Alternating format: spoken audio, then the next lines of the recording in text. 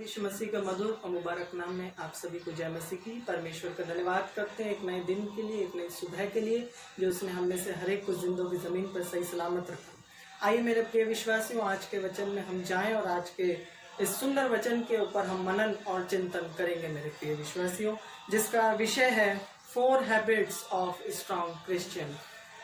एक मसीह को वो 4 बातें जो मजबूत और ताकतवर बना सकती है। मेरे प्रिय विश्वासियों, आज हम इस दुनिया के अंदर देखते हैं कि जब भी कोई किसी भवन का निर्माण कराता है तो सबसे पहले उसकी मजबूती की तरफ ध्यान देता है। आज हर एक देश इस स्पर्धा में लगा हुआ है कि मेरा देश किस प्रकार से ताकतवर हो जाए। लेकिन मेरे प्रिय विश्वासी, ये बात हमारे लिए बड़ी सोचने की है कि आज इस दुनिया के अंदर हर एक मनुष्य इस बात के ऊपर लग रहा है कि मैं किस तरीके से मजबूत हो जाऊं, ताकतवर हो जाऊं। आज एक पावर, एक शक्ति जो है, ये शब्द केवल एक छोटा सा शब्द नहीं है, ये बहुत बड़ा शब्द है। इसके लिए लोग क्या क्या नहीं कर सकते हैं, ये आज हम इस दुनिया के अंदर देख रहे हैं। लेकिन हम सब इस बात को जानते हैं कि हम मसीह हैं, हमें प्रभु यीशु मसीह की संतान होने का वरदान मिला है। मेरे प्रिय विश्वासियों, तो क्या हमारे लिए शारीरिक रूप से या सांसारिक रूप से ताकतवर होना, क्या ये हमारे लिए लाभ की बात है? क्या ये हमारे लिए खुशी की बात है? नहीं मेरे प्रिय विश्वासियों, परमेश्वर का वचन हमें बताता है कि जिस आत्मा के लिए हमें काम करना है, जिस आत्मा के लिए हमें तैयारी करनी है, उसी आत्मा को हमें मजबूत करना है और ताकतवर करना है। ये शरीर तो आगे आने वाले समय में हम सब इस बात को जानते हैं कि ये शरीर तो नाशवान है, जब इसका अंत होगा तो 6 फुट के गड्ढे में चला जाएगा। लेकिन मेरे प्रिय विश्वासियों, यह आत्मा तो अनंत है। मेरे प्यारे विश्वासियों, इस आत्मा की तैयारी के लिए हमें काम करना है, इस आत्मा के लिए हमें काम करना है, जो आत्मा हमें आगे ले जा सकती है। मेरे प्रिय विश्वासियों, हमारे लिए सबसे बड़ी बात है कि हमें आत्मिक रूप से ताकतवर होना है। इफिसियों की पत्री उसका 6वां अध्याय और उसकी 10 और 13 आयत को जब हम पढ़ते हैं तो उसकी जो 10वीं आयत है वो हमें बताती है कि इसलिए प्रभु में और उसकी शक्ति के प्रभाव में बलवंत बनो। परमेश्वर का वचन हमें ये नहीं कह रहा है कि हम जाकर कहीं और जाकर ताकतवर हो जाए। परमेश्वर का वचन हमें कह रहा है कि प्रभु में और उसकी शक्ति के प्रभाव में हमें बलवंत बनना है, क्योंकि शारीरिक रूप से ताकतवर होना हमारे लिए कोई लाभ की बात नहीं है, लेकिन आत्मिक रूप से हमें ताकतवर होना है। और यदि हम आत्मिक रूप से ताकतवर नहीं है तो ये हमारे लिए बिल्कुल व्यर्थ बात है। आइए मेरे प्रिय विश्वासियों, उस पहली बात को जानते हैं जो हमें आत्मिक रूप से बड़ी ही मजबूत और ताकतवर बना सकती है, जो है आत्मा में भरकर प्रार्थना करना, जो हमें मिलता है 1 थिस्सलुनीकियों उसका 5वां अध्याय और उसकी 17वीं आयत, जो हमें ये बताती है कि निरंतर प्रार्थना में लगे रहो। मेरे प्रिय विश्वासियों, वचन हमें बता रहा है कि ये प्रार्थना जो है हमारे जीवन में कितना बड़ा स्थान रखती है, ये तो हम सब जानते हैं। और हम ये भी है कि हम जितने आज इस वचन को सुन रहे हैं, हम इस बात की गवाही दे सकते हैं कि एक छोटी सी प्रार्थना ने हमारे जीवन के अंदर कितने बड़े बड़े काम किए होंगे, कितने बड़े बड़े कामों को इस प्रार्थना ने हमारे लिए अंजाम दिया होगा। मैं भी इस बात की गवाही दे सकता हूँ कि जो काम, बड़े से बड़ा काम इस संसार के अंदर कोई नहीं कर पाया, वो एक छोटी सी सामर्थ्य भरी प्रार्थना ने कर दिखाया। हमें बाइबल भी इस बात को बताती है कि जब हन्ना के कोई पुत्र उत्पन्न ना हुआ, वो बांझ हुई, तो वो प्रार्थना करने के लिए गई। 1 शमूएल उसका 1 अध्याय और उसकी 10वीं आयत जो हमें बताती है, जहां पर लिखा है कि वह मन में व्याकुल होकर प्रार्थना करने और बिलक बिलक कर रोने लगी। हाँ मेरे प्रिय विश्वासियों, जब हन्ना के कोई पुत्र उत्पन्न ना हुआ तो वो परमेश्वर के पास गई और उसने प्रार्थना करी और बिलक बिलक कर रोने लगी, क्योंकि उसे पता था केवल परमेश्वर से प्रार्थना करना ही मेरे लिए सबसे बड़ा जो द्वार है वो आगे के लिए खोल सकता है। दानियल जब शेरों की मांद में डाल दिया गया तो हम इस बात को जानते हैं कि जिस प्रार्थना के द्वारा उसको जेल में डाला गया था, उसी प्रार्थना के द्वारा उसे छुटकारा भी मिला। मेरे प्रिय विश्वासियों, जब सारे रास्ते उसके लिए बंद हो गए, आखिरी रास्ता उसके पास था कि मुझे प्रार्थना करके ही छुटकारा मिल सकता है, और वो प्रार्थना के द्वारा ही उसको छुटकारा मिला। और हम इस बात को भी जानते हैं कि जब योना को परमेश्वर ने कहा कि तुझे उस बड़े नगर नीनवे को जाना है और वहां के लोगों को पाप में पड़ने से तुझे बचाना है, तो वो उल्टा भागा तर्शीश को। और जब परमेश्वर ने उसे देखा तो उसने क्या किया मेरे प्रिय विश्वासियों, परमेश्वर ने उसे बड़े सजा दी और सजा के रूप में उसे एक बड़े मच्छ के पेट में डलवा दिया मेरे प्रिय विश्वासियों। और फिर क्या हुआ, वे प्रार्थना करने लगा। और प्रार्थना का ही उसको सहारा मिला, और प्रार्थना जब उसने करी तो उस बड़े मच्छ ने उसे एक तट के ऊपर उगल दिया।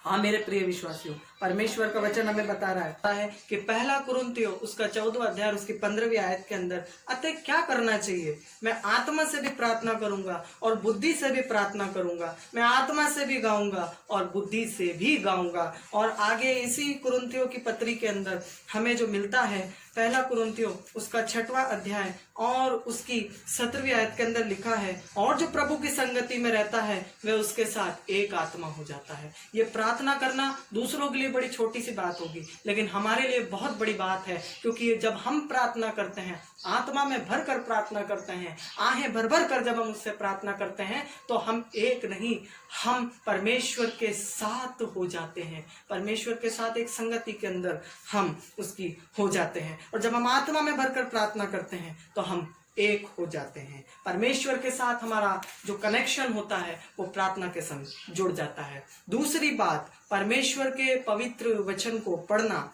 इब्रानियों की पुस्तक उसका 14वां अध्याय और उसकी 12वीं आयत के अंदर जब हम पढ़ते हैं तो हमें पता चलता है कि परमेश्वर के वचन में जो सामर्थ है वो किसी और में नहीं।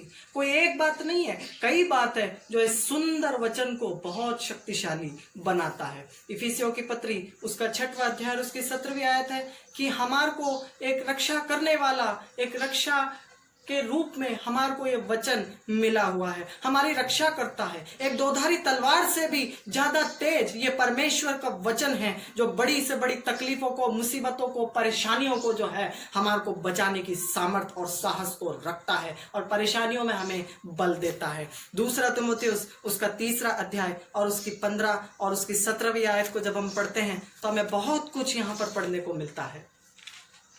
परमेश्वर का वचन कह रहा है, 15 से 17वीं आयत में हमें पढ़ने को मिलता है, और बचपन से पवित्र शास्त्र तेरा जाना हुआ है, जो तुझे मसीह पर विश्वास करने से उद्धार प्राप्त करने के लिए बुद्धिमान बना सकता है।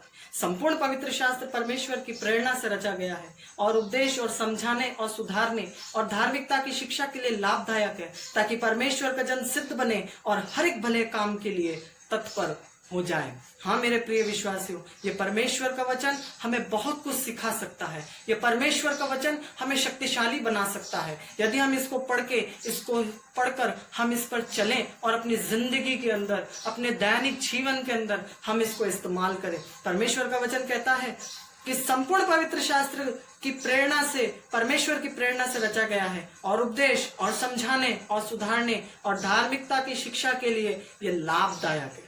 ये तुझे बुद्धिमान बना सकता है, उद्धार प्राप्त करने के लिए तुझे दिया गया है, ताकि परमेश्वर का जन सिद्ध बने और हर एक भले काम के लिए वो तत्पर हो जाए। हाँ मेरे प्रिय विश्वासियों, और यही है, और यही तो ताकत है मेरे प्रिय विश्वासियों परमेश्वर के उस पवित्र वचन की।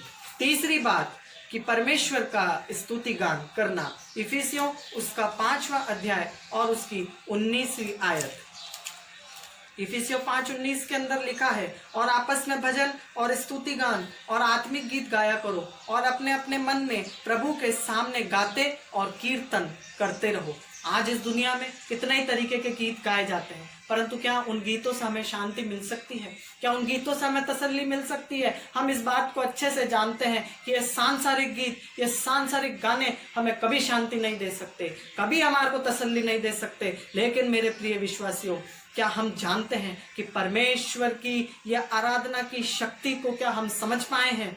मेरे प्रिय विश्वासियों, जब हम आत्मा में होकर आराधना करते हैं, आत्मा में होकर जब हम उसकी संगति करते हैं, अपने सारे कामों को भूलकर जब हम उसकी संगति करते हैं, तो हम सर्वप्रथम स्थान जब हम उसको देते हैं तो सबसे ज्यादा शांति हमारे मन और हमारे दिल को मिलती है, और उसके इसी शांति के द्वारा हमें शक्ति भी मिलती है। मेरे प्रिय विश्वासियों, प्रेरितों के काम उसका 16 अध्याय उसकी 26वीं आयत में भी है कि जब पौलुस बंदी गृह के अंदर था तब बड़ा भूडोल हुआ, बहुत बड़ा भूकंप हुआ और वो जेल के द्वार जो थे वो खुल गए। और खुलकर क्या हुआ मेरे प्रिय विश्वासियों, जो दरोगा वहां पर अपने आप को मारने के लिए निकला था वो आकर बपतिस्मा लिया। उसने जाना कि वो परमेश्वर की स्तुति गान किस रीति से वे कर रहे थे, वे जानते थे इस बात को। मेरे प्रिय विश्वासियों, जिस तरह पौलुस और सिलास जो है प्रार्थना करते हुए भजन गा रहे थे, उसी तरीके से मेरे प्रिय विश्वासियों हमें एक उदाहरण में और देखने को मिलता है कि यहोशू जो पूरे जोश के साथ परमेश्वर की स्तुति गान पूरे वाद्य यंत्रों के साथ कर रहा था, पूरी आत्मा के संग अपनी कर रहा था, तो आखिरकार यरीहो की दीवार को भी परमेश्वर के गानों के ऊपर, परमेश्वर की आराधना और स्तुति के ऊपर गिरना पड़ा मेरे प्रिय विश्वासियों।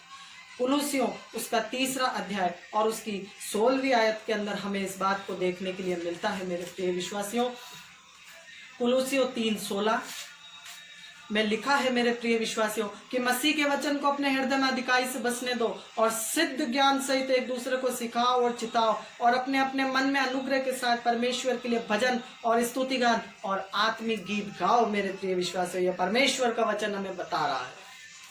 चौथी और अंतिम बात कि परमेश्वर को हर समय धन्यवाद दे।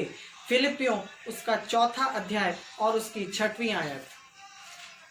फिलिपियों उसका 4था अध्याय और उसकी 6वीं आयत को जब हम पढ़ते हैं तो मेरे प्रिय विश्वासियों में पढ़ने को मिलता है कि किसी भी बात की चिंता मत करो, पर हर एक बात में तुम्हारे निवेदन, प्रार्थना और विनती के द्वारा धन्यवाद के साथ परमेश्वर के सम्मुख उपस्थित किए जाएं। चाहे कोई भी बात हो, चाहे कैसी भी परिस्थिति हो, किसी भी चिंता मत करें। हमारे निवेदन, प्रार्थना और विनती परमेश्वर के सामने धन्यवाद के साथ उपस्थित किए जाए। यह वचन हमें बता रहा है मेरे प्रिय विश्वासियों। हमारा जिंदा खुदावन का तो जितना धन्यवाद हमें करना चाहिए उतना ही कम है मेरे प्रिय विश्वासियों।